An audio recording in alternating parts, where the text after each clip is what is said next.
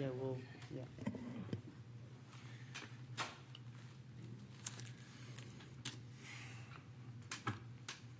All right. Good evening, Planning Commission. We're going to try to get through this pretty quickly, but wanted to share some great work that the Mapping Working Group has been doing on what we're calling policies, but really are more priorities or ideas. So to start it off, I'm going to hand it over to Trinity, who's going to, Commissioner White, who's going to give you an overview of how we got here. Yep. Okay, so you know who we are. We're the Mapping Work Group. I think since we last saw you, Commissioner Shaw has joined us. And I'm not sure if Commissioner Kenny was part of the first presentation. Work group goals, this is really just about trying to find a process by which we can digest the map a little bit easier. It's not intended to be a map in secret, and it's not intended to replace future planning efforts. It is an attempt to kind of get a more detailed look at factors that could go into informing the map and to our recommendation. So what have we been doing? So since we last spoke, the Mapping Work Group's been working towards being able to present the full commission with a mapping scenario that builds on Draft 3. We've taken the time to go through the feedback from our last presentation to the full commission. And again, this isn't a recommendation from the Mapping Work Group. This is food for thought. So this is evidence that we have been working through your comments. What we did is we sat down and went through all of the comments that were sent by the full commission via email to Andrew and kind of dug through to organize them into indicators, levers, and items that needed to be looked at by other entities. So levers are policies and priorities that go into mapping. Indicators are the report card by which we judge those policies. And some of the things that weren't able to be included, on some of the indicators, we just didn't have enough data to be able to include them.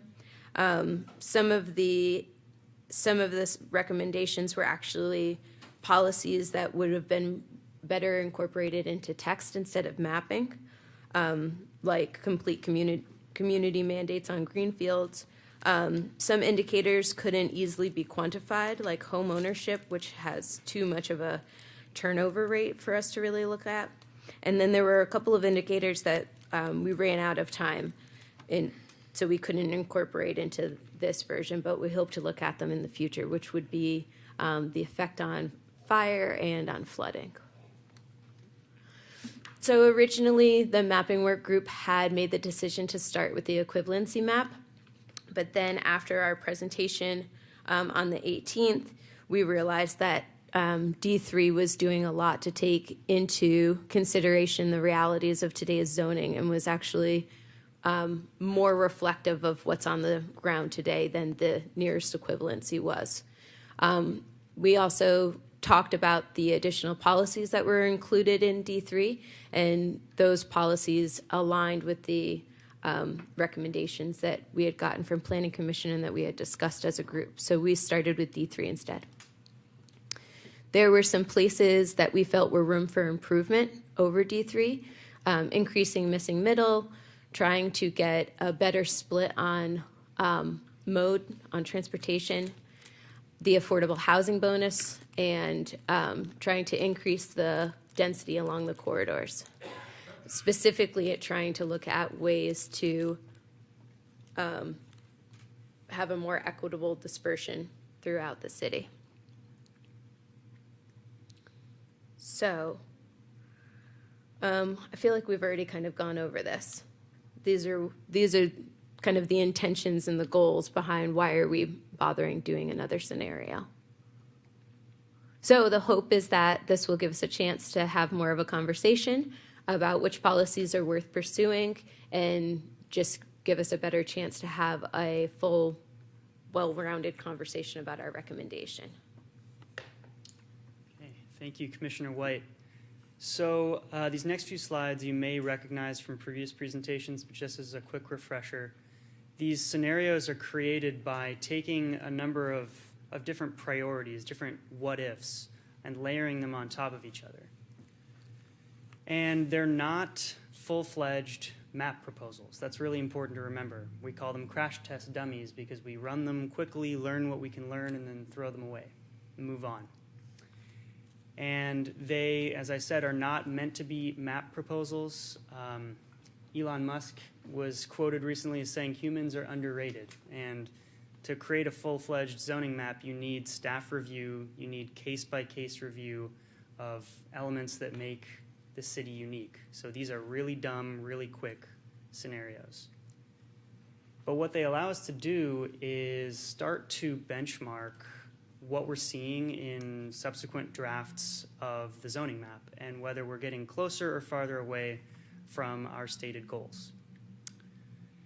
And just a few notes on terminology. We talk about housing capacity quite a bit in these presentations. We've talked about this before, but housing capacity is not your forecast. Capacity needs to be double, triple, maybe even more than your forecast, because we don't know what kinds of choices people are going to make, and to have exactly the number of units for the exact number of people we think are moving here is kind of a dangerous and potentially scary situation to be in. So when we talk about capacity, we know that most of it is not going to come to fruition, but we want to have options. Another thing that we take into account in this process so that we're not overstating this capacity is environmental constraints. We look at things like steep slopes and floodplains. This is a map of all of the environmental constraints that we include in our analysis. So we're making sure that we're not overstating the number of unit capacity in areas where it actually could never be built. There were a number of policy ideas or priority ideas that were explored by the mapping working group that sought to improve upon draft 3. One of the big ones was transition zones. And I may misspeak on this because this is not something that I was intimately involved in, but it basically looks at certain corridors and applies a new transition zone called RM1C to any parcels that are adjacent to anything MU2 or greater or MS2 or greater. Another strategy that's related to this is trying to get more missing middle along this expanded set of corridors in the form of a version of R4 we're calling R4D. And this is just a zoom in of the transition zones. Here you can see that in the dark blue you have parcels that are single family but are essentially adjacent to or across the street from transition parcels. In the red you have your commercial parcels.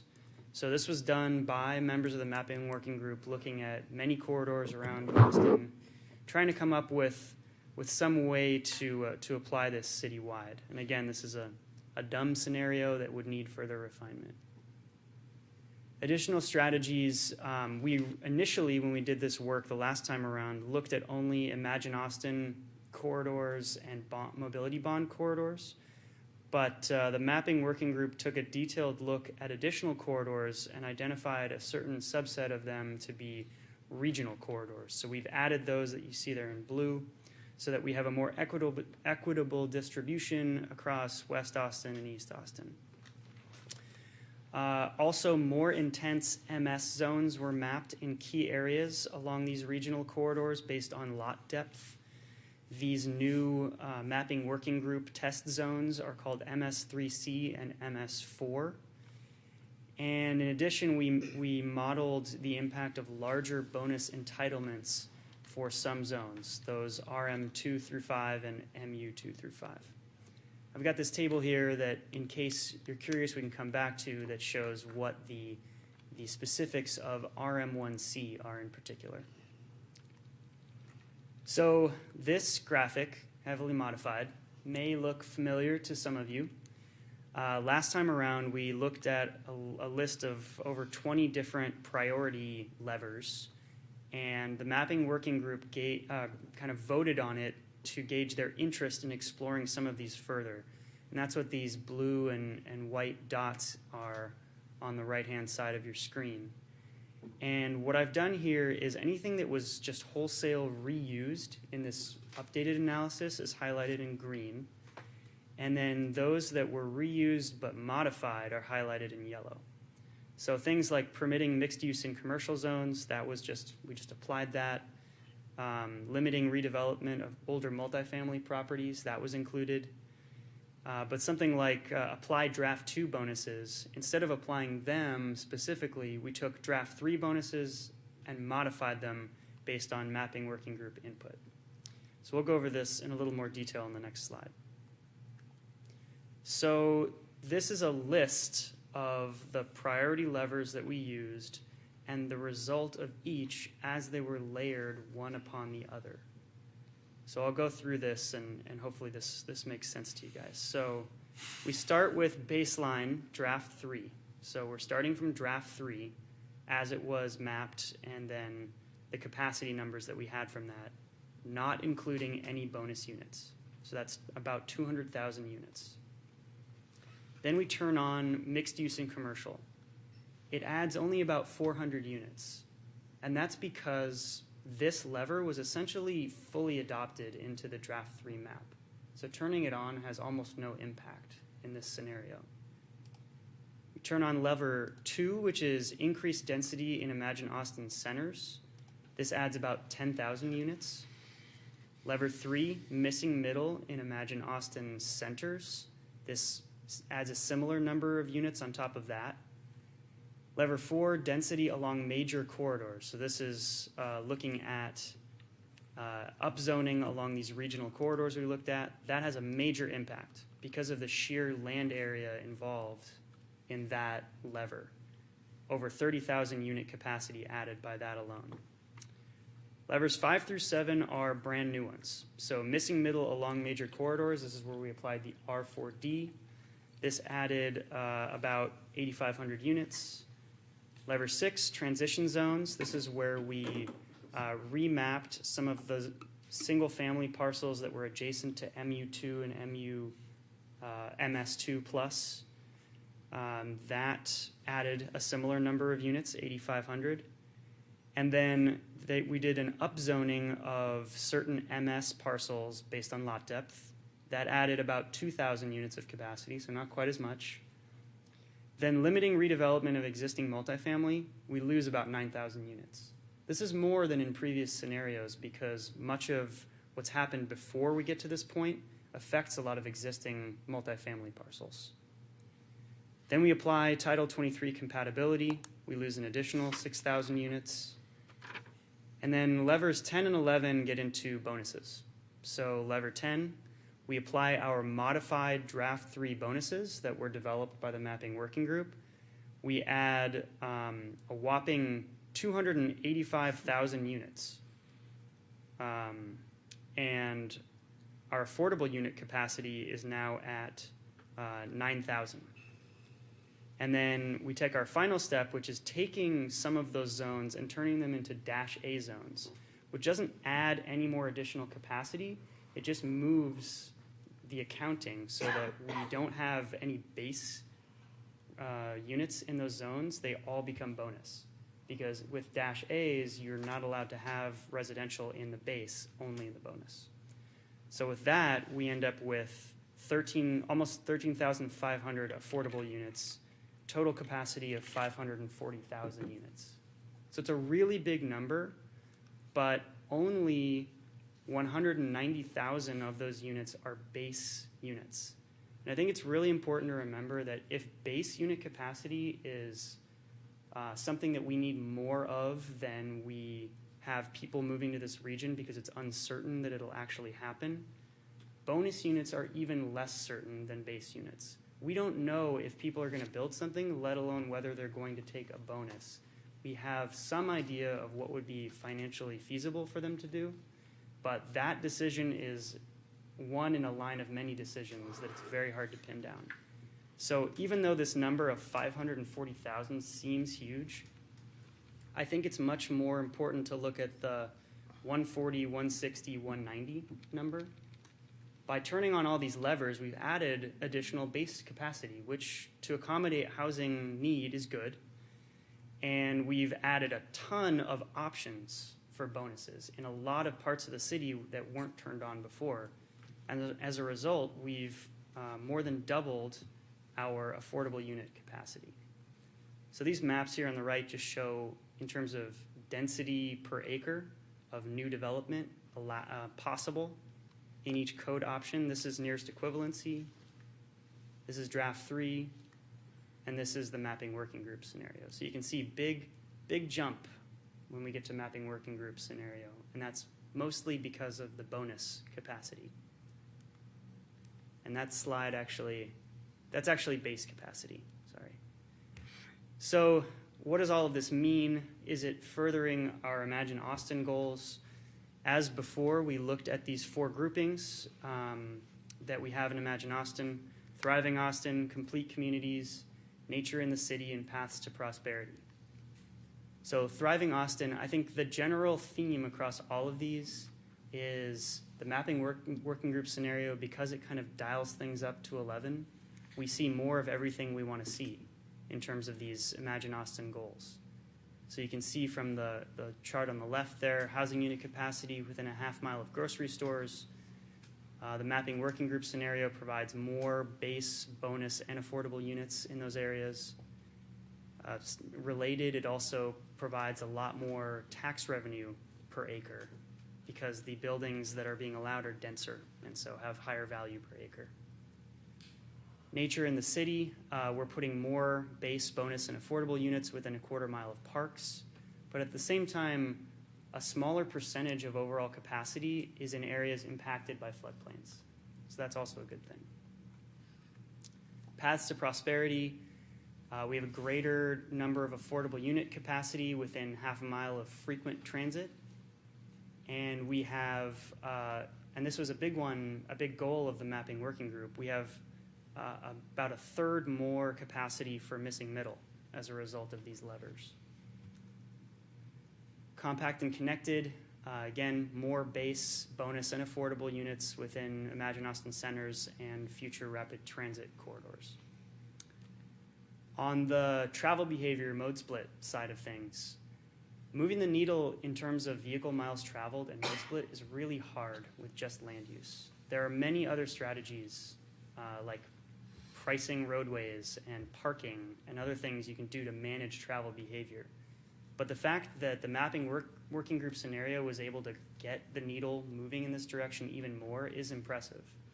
And even though the difference between draft 3 and the mapping working group at just under half a VMT per capita looks small, across a city this size, you're talking 500,000 miles in cars not being traveled per day from one scenario to the other. So it's not a little deal, it's a big deal. Any movement of that needle is a good thing. Mode split, similar situation. Mapping working group scenario did better than any other scenario of getting more towards walking, biking, and transit compared to existing. But again, only a small movement of the needle. So where do we go from here? The mapping working group has presented you with some ideas, some food for thought. Potential ideas for policies that you could bring forward to council if you think that they're a good idea based on what we've presented. So some of those strategies are missing middle, transition zones, bonus entitlements for certain zones, more intense MS zones. You have to decide now, if you deliberate amongst yourselves, if those strategies are going to get you to these recommended goals of reducing mode split, producing more affordable housing, increasing density in major corridors, and increasing opportunity for missing middle, and if the trade-offs involved are worth it. So I think we did that reasonably fast. Hopefully it was half an hour. Sorry? Okay, yeah. Just to give you guys a little bit of context also, we, as a mapping work group, kind of put all of these things out there and sent them to Alex and Friganese to do the work, and then they put together this beautiful presentation. But we haven't actually gotten a chance to reconvene and talk about the results and the indicators and to really look at what came out of those policies that we were trying. So that's part of why this doesn't include our input on those indicators and how that all worked out. Commissioner White, could you also just very briefly talk about how the full body could absorb this and then think about it over the couple of hearings we have scheduled, and then be prepared to come up with a final PC mapping recommendation? Or maybe I already said that. Never mind. Well, I think that it's going to have to be kind of the full commission's pleasure on how we take this information and tackle it. I think that the working group has more work to do before we get to those mapping conversations, just so that we can kind of internalize what came out of these indicators and policies a little bit more, so that we can facilitate the conversation on the dais a little bit more.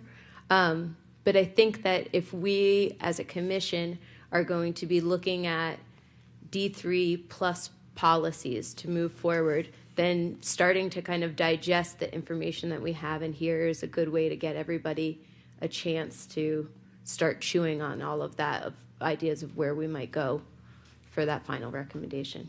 Is that what you were asking? Yeah, I just wanted them to have a sense of if they should, get their map and coloring pencil out, or wait for more direction from the mapping work group. I think both. Okay. Commissioner Kennedy? So just the huge number here, just to explain where this comes from. Which slide? Lever 10. Oh, sorry, I'm not looking at it's the 285 plus number. What we asked is we asked that all the EMSs along the corridors be remapped by a schema that was worked out where it was based on lot depth rather than whatever it was based on before. And then there were some big bonuses applied along the IA corridors plus the regional corridors. And they are very, very, very substantial bonuses, admittedly. And we kind of wanted to test the upper bound of what those bonuses could produce. And what we see here is that it produces a lot. What it would be is 90 feet of height for MS2, 120 feet of height for MS3B, which is our MS lots along corridors between 140 and 220 feet of depth, and 180 feet, I didn't actually remember that, for MS3C, what we're calling lots, which are over 220 feet of depth. But this is just along those IA corridors plus the regionals. So obviously this is a major discussion for us to have. We need to be thinking about it. But this does show that if you do that, if you want to push the Adler bargain to the extreme, this is what it could do. Now, critical to this is the transition zone mapping that we did, which is the RM along basically the backside of all that corridor commercial, which frees it from compatibility. Especially for those affordable units, it's absolutely critical to getting that production. That's another discussion we need to have. And there's a lot of other interesting stuff in the affordable mapping group has come up with. It's not fully modeled out yet, so I think waiting for another day for full presentation there is a good thing, and there's some exciting stuff there, so we'll talk about it. But you should that is where that plus 285 number comes from. Or 220, I think, was the difference between our bonuses and the other bonus. So it's a big deal.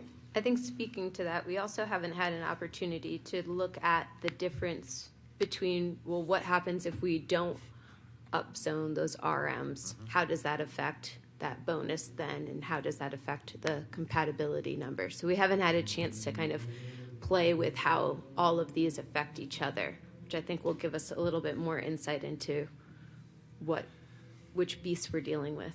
Yeah, and I believe that we are going to be getting a more complete analysis of that, right?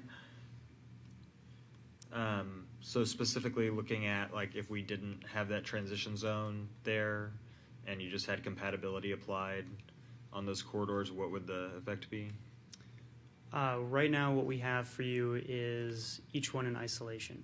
Right. So we can turn off and on that transition zone lever and see what happens. Sure, yeah, you can do that. Commissioner Kenny, did you talk about the small scale affordable? Is that one of the levers? It is. It was not modeled as part of these numbers. There's an ADU bonus that we came up with that is very promising and seems like it could really work and really be producing a lot of income restricted ADUs across the city. It's not yet complete with the modeling, so I think we can wait on that one. Okay. All right, thanks. Commissioner Shea? So I think, I think it's great looking at this, conceptually as potential tools, as a visionary, like opportunities. The concerns I have is I'm trying to put in my head what is the cross sections of these things. What do they look like? And when you're talking about 180 feet, I'm like, well, I'm trying to like rethink everything that's been presented to us. Now, what does this look in 3 dimensions? And I have concerns of it because it's a little bit mind-blowing. It is. And I'm not saying that we don't do it, but I appreciate it as a study. And that's the whole point. You do as a study, you see it, and then we start studying it and maybe whittle away until we can figure out what is a good balance and where. Okay?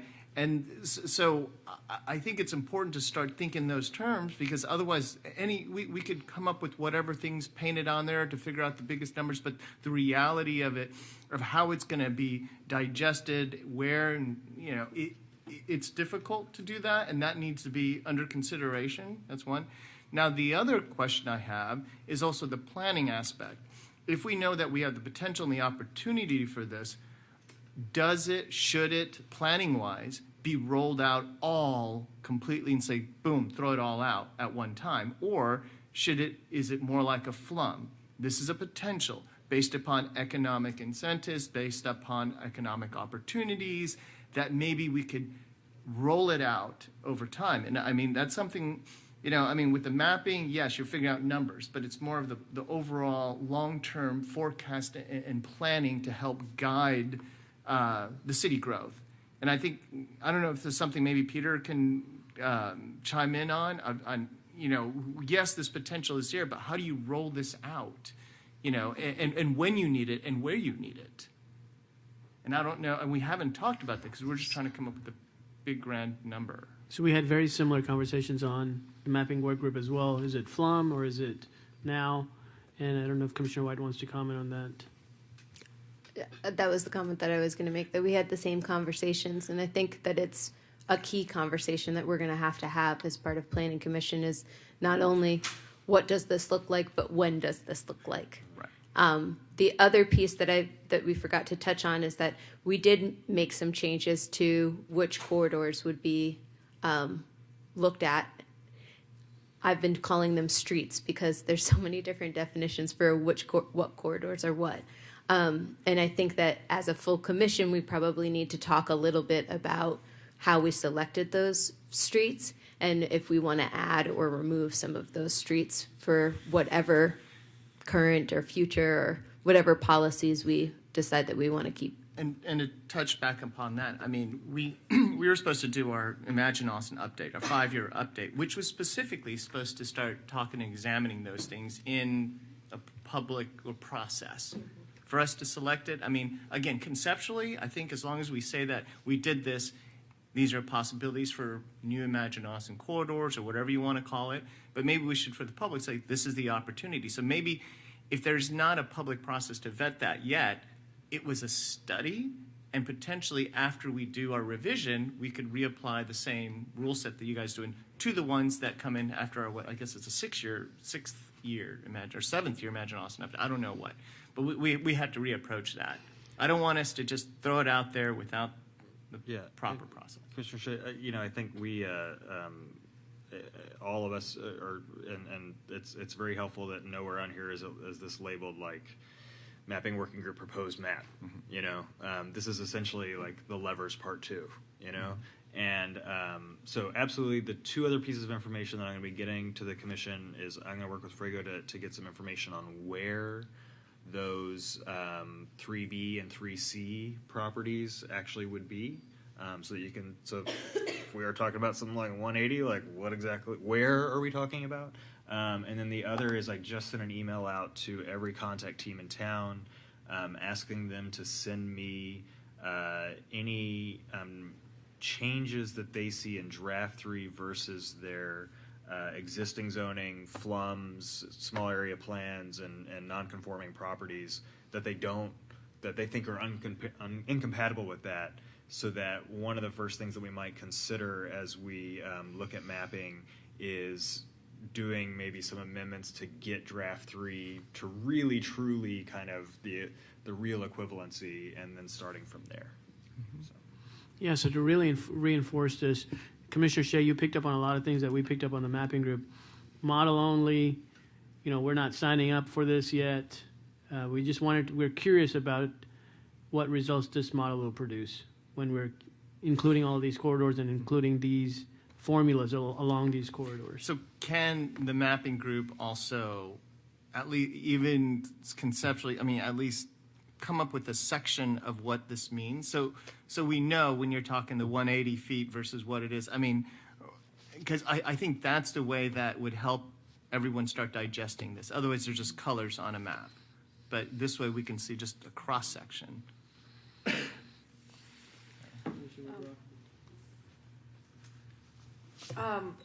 Well, I think along those same lines, long ago we started out with this concept of transects, and I know we kind of ditched that dialogue, but the idea of transects is a graduation of intensity and height.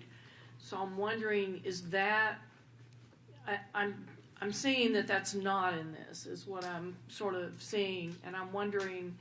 I think that's what Commissioner Shea is saying too. With the cross section, are we trying to do something with transects, or have we just tossed that and said, well, maybe not? But that seems to me that was a useful concept, even though we didn't keep, the language. So I'm just wondering, because I think we're looking at canyons in some places, and so I think we need to somehow incorporate that. When we say, well, this is really cool, we get all these units, but oops, we made a canyon. Yeah, I think the sections are important. I think the dark red, the dark blue, and then to the light blue is the gradation or the transition. But Commissioner Kenny, if you want to comment more on that. So I think this slide in particular is important, and I have made a note that you're on record as supporting the transect zoning. So we can move forward then from there. The concept of transects. Yes, not what we were presented by. So this is very interesting and illustrative because we did test a real transition zone along about a mile and a half of Burnett Road, and using this template, I gave it some pretty aggressive entitlements. The dark blue was essentially RM2B, and then the light blue was RM1B, and then we actually went out to a quarter mile with R4C. And when we ran it through Envision Tomorrow, what we saw is that when you're talking about property values and lot sizes like Burnett, almost nothing changed. So at that point, we decided to pivot, and because the real change comes from taking compatibility off the corridors. So if we knew that that wasn't going to do a lot, we decided to really kind of focus in more on the one layer deep transition zone that would affect the compatibility and see what that would do there. So the light blue didn't end up being anything in the scenarios, and it was something that we looked at, and we've talked about flums and everything. So, but yeah, we looked at a more extensive one, and it continued to show that at least along Burnett, the corridor properties were what turned over, and the rest really not so much. So even to demonstrate that, I think the sections would be a good way to communicate that graphically as well, to communicate that the compatibility was what wasn't turning over the properties on the corridor. So we're going to try to stick to this 12:30. Is there any other, Commissioner Shea? So I have a comment as far as for the numbers and something to consider, and I think this is back to Fregonese's calculations. So in the residential work group, as we started looking at that and looking at potential subdivision that could happen, as well as potential flag lots, I mean, we looked at the percentage of lots, or even number of lots. I think that were between 7,000 to 11,000 square foot. I think that was 11.5. 11.5. And I was just kind of quickly throwing it, there was like 60,000 lots or something when I added it all up, the R2s and R3s and all that. If you look at that and you go, all those are opportunities that could potentially get subdivided twice. Potentially from a 10,000 to 5,000 to 5,000 to 5,000s into, 4 2,500 square foot lots. Was that taken in consideration? And then on top of that, the opportunity, because we go from the 50-foot wide lots to 45-foot wide, and for flag lots you only need a 15-foot frontage, the opportunity to flag lots increases as well. So we've taken all these little boxes that we see right here in blues and whatever whites. Those are all potential slice up and dice ups because of the smaller lot sizes, because of smaller lot widths, and because we kept the 15-foot for the flag lots. So exponentially, all our single family, all of that, most of them big chunk, I think 67,000 lots could be sliced up into potentially exponentially, not just twice, but 3-4 times. Was that number considered in the capacity? It was not. So that could skew quite a bit. But I don't know how that changes the numbers on that, but I think that needs to be considered. But at the same time, for us, for the residential work group, this is something we're looking at, we're concerned about. Well, let me revise that response. The model is agnostic as to the size of the parcel, so it's really only a matter of does the ability to build a unit on a smaller parcel of land make that product type more feasible? And if so, then yes, it does occur more in our redevelopment assessment. We see it here on the Planning Commission when there's an opportunity, especially in these central areas. If the opportunity is there to subdivide, we usually end up seeing it happen when something comes for sale. And it's the number of residential lots that turn over in a given year and the number of subdivision cases that we get. So when a property comes up for sale, right, and it's something that is older, the potential, you look at it and you go, okay, well, developers look at what can you do with this thing? Do you duplex it? Can you subdivide it? We have, a lot of, the single-family attached product that's gone through in South Austin, a lot of developers doing that.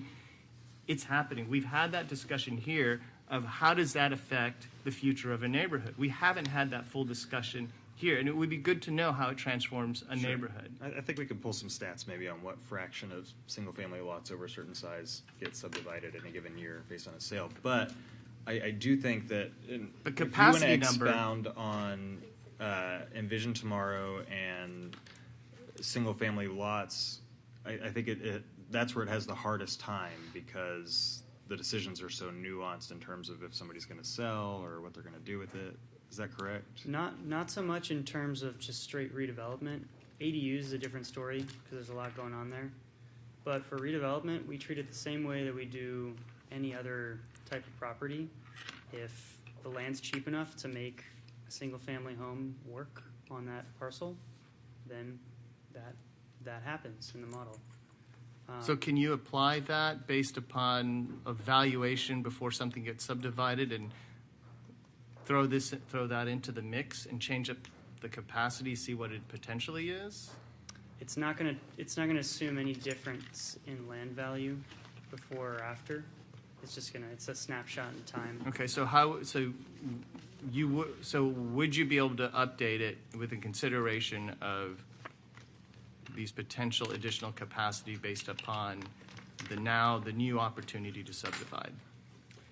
It'd be really difficult for us, that's many steps through a process of considering to sell a property. And so it'd be very difficult for us to blanket based on just lot size, say that the value would go up overnight, because there has to be a market for that sort of development in that area as well. Could we look at the blunt capacity that the potential for the subdivision adds?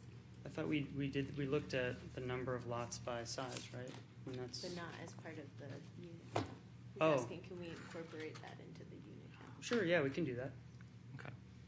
Because I think if you're talking capacity, these are theoretical numbers anyway, so why isn't this a theoretical? It is a theoretical number, just like the rest of the numbers, so. Totally. Okay. So I think that's going to be a question that's going to come up a lot, having to do with the model being agnostic to lot sizes. So that applies to the 150-foot deep lot sizes as well. Well, if we make an explicit rule that says, do this to this type of lot, then we're telling it what to do. So it's not agnostic in that case. Okay. So in that case, you would be modeling that anytime somebody can subdivide a lot, they would? That would be one of the levers that we would look at to be able to see what effect that What the has on extreme is, total. yeah. The Right. same way that we're looking at what does the effect of compatibility have on the total. It's not I'll apply a lot something, of it wouldn't be scrutiny to a that policy because- that we were applying. It's Yeah. a way to understand the unintended consequences. I guess I'm just hugely skeptical because I feel like it's probably a fraction of 1% of residential lots that are sale in a given year that come to us for subdivision. Well, I mean, when you're looking at 30% of the lots in residential all of a sudden having the potential to be subdivided, you're not talking about, I mean, what you're talking about right now is 11.5 thousand square feet. Well, 10,000 square feet is actually a lot more of a normal sized lot within our city. And so I think that there is a potential for a lot more subdivision. Regardless, it's a conversation that we can have and a piece of the puzzle to look at, just like we looked at kind of these huge entitlements in other places.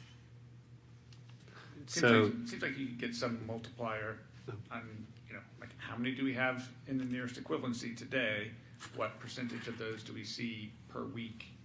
Yeah, some sort of analysis It's like also that, very yeah. difficult to suss out what could be condoized how do you deal with something that might be a cottage court, or maybe it's rental or for sale? We really don't know, and so And those factors, if it could be a cottage court, you're still considering it as just a single. Is that correct?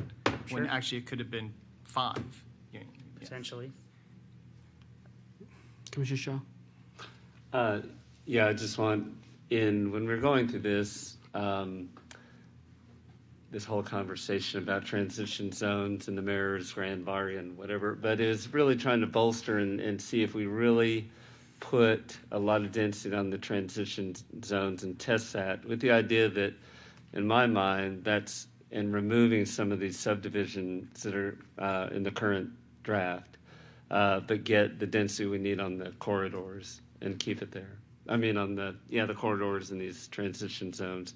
So I like the numbers. It showed that if you put more at some level, we'll get a lot of good things out of these transitions. But again, I want to roll back some of the subdivisions that were being allowed in this latest draft. I think they went a little too far. Yeah, I think it's important to let for the public to know what this really means. I mean, when we say that this is the equivalency, your SF3 is now R2C, and they're thinking, oh, it's an equivalency, right? So it's 2 units, but what does it really mean, right? Unless you're in the business of having gone through and developed and subdivided. I've subdivided. I've looked at plenty of lots to subdivide. I look at a lot. Is it 50 feet? Oh, wow, it's 65 feet. I could look at subdividing it, do with a flag lot. And a lot of them didn't make it. But now, if all I need is 60 feet because we've reduced it to 45 feet, the opportunity increases immensely. Mm-hmm. And then square footage of lots drop down. So, I mean, we're opening up a lot of opportunities to create a lot, subdivide a lot of lots. So I need a motion to extend or a motion to adjourn. That's a motion to adjourn. All right, second. All those in favor? Okay. Thanks, Alex. Thanks, Trinity.